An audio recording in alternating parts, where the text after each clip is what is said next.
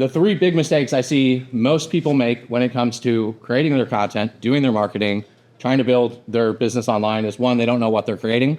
So they get in their head about it. That causes confusion. That leads them not to post. They don't know how to create it. So they get really technical and into what camera do I use? What lighting do I need? What mic do I need? How do I do that?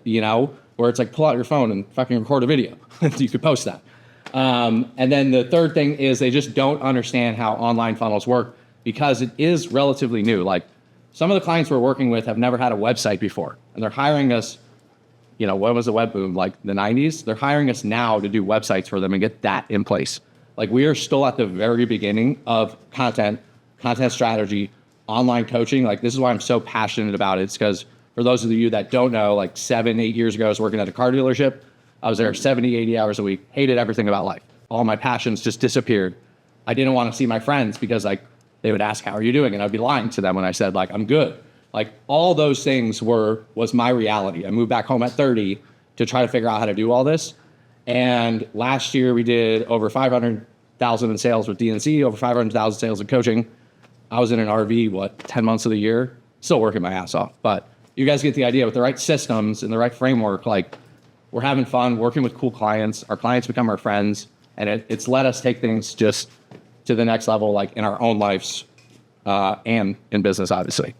So a lot of what we focus on and a lot of what businesses need to focus on, where in the past you would have individual marketing channels, like this still exists, right? Someone runs a TV commercial, someone sees it, they send them one place, right? And then they would bring people in through another channel. And it would all just go to kind of one place, but there wouldn't really be this way of creating the experience, if you will. What happens now, and like the way you really build your content machines is, think of like a podcast. Why does someone do a podcast? If someone's sitting there listening to you for an hour, getting value out of that, they're gaining trust in who you are. If they know then what your offer is behind the scenes, like trust is the one thing that will stop someone from buying from you. So if any of you guys are in your head about posting, whether this is good or not, think about it. It takes 7 hours on average of someone watching you online before they're willing to make like a higher ticket purchase. 7 hours. Most people are like, I posted a reel and I didn't get a 5K client. What happened?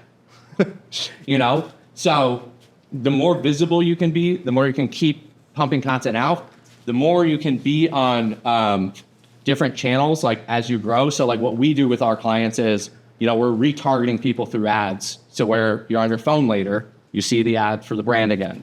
You're on the computer, you see it. You're on the TV or you see banner pop-ups, like whatever. We're trying to just bring people in tons of different ways.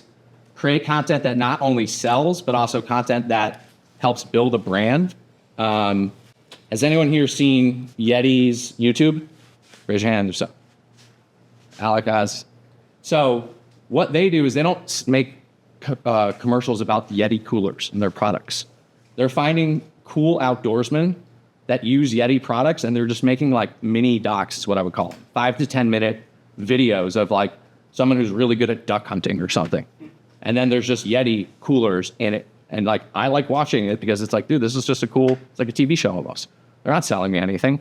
I love the brand because of what they're doing with their content. That's creating the experience online.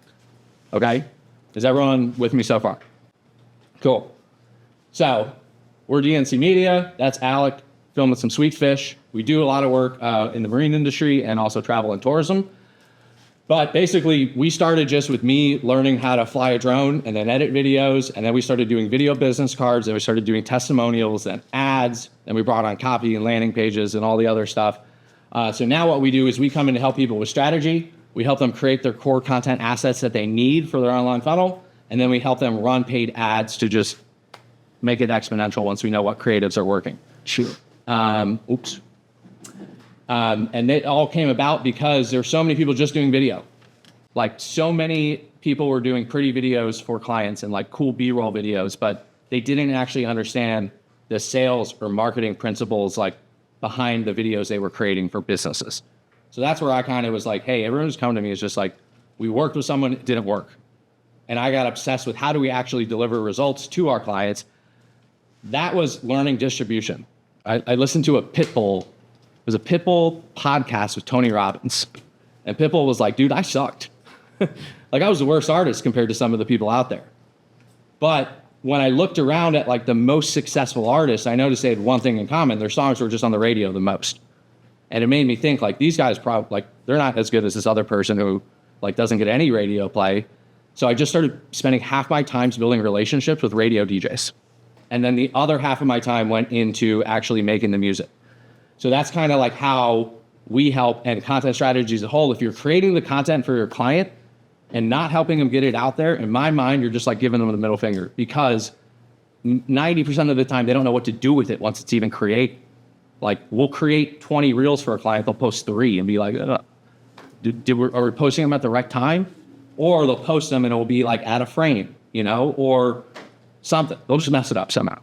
So that's where I actually started doing social posting early on, but I was like, dude, now we have 20 things to review with this client every month, 20 extra revisions on reels. We started doing ads because it's like, get 1 or 2 ads approved. We can run it behind the scenes. We can put more money into it. And it's a system that can scale.